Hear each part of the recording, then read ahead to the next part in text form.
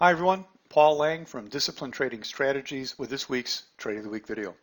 This is for the week ending February 6th of 2022 and the stock was LUV. I believe that's an airline, maybe even Southwest. This happened on Thursday the 3rd. Trade was taken early in the morning. Strategy based on a 60-minute DTS sell setup.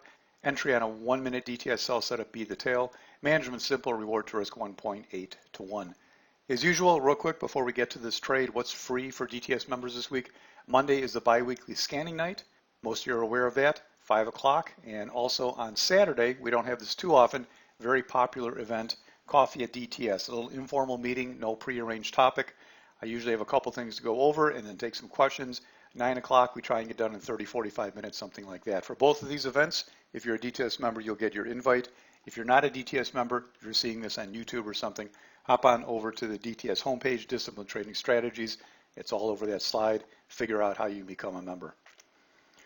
Here's the daily chart for LUV before the day of the trade. The daily chart was not the reason I selected this trade. As a matter of fact, the daily chart just kind of gave it an okay. It wasn't even that good. I think this daily chart may be heading higher. Hard to say. I don't really care.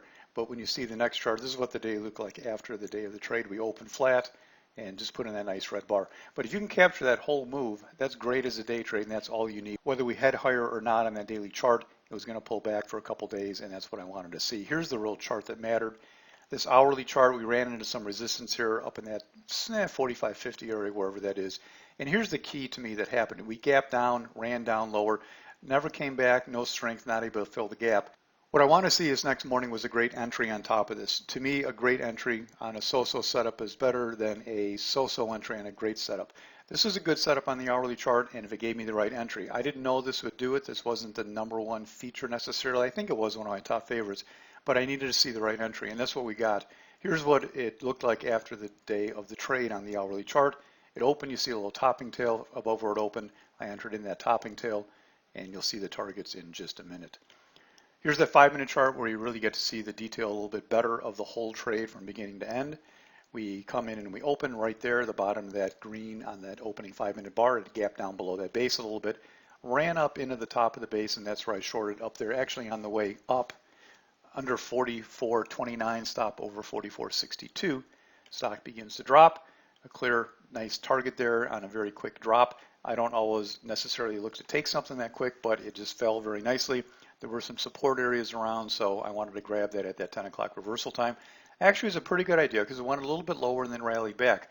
And this is where, if the stock is not going to work, this would have been the low and it would have gone higher. Luckily, it didn't go higher. I waited for the rest of the trade.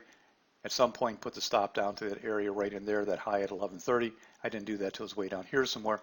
And then target 2 was taken 43.52. It was meant to be held to the end of the day, but you can see when it came back over this little pivot here, I decided to take it out. It ended up closing in about the same area, so not a big deal. Overall, very nice trade. Great entry on this trade. That's what really made it to me. And again, it's not a huge move on the daily chart, but that's all you need. If you can get the high and sell the low, very easy to do on a lot of day trades. That's the whole point. Here's a little more detail on that 1-minute chart. Really not showing a whole lot of extra information here. There's the open. We ran up. I shorted on the way up there, somewhere on that bar, I believe it was. And then target 1, you can see that little trail out there, a little more detail. And target 2, of course, is off the screen because it happened in the afternoon, and this only goes to about 10:30. If you like trades like this, I encourage people, if you have a couple mornings free a week, that's all you need. I suggest you stop in and start learning how to day trade, produce some extra income. If you have your own business, you run out of the house, you work at home, if you're able to be free just from 9 to 10:30, a couple days a week, I think you would find it very beneficial to start becoming part of the room, learn how to trade, get a little extra income. Naturally, a lot of people in the room are there full time. That's something you can always look to do too, but for beginning, I always encourage people to start off part-time, see how they like it, see how they do.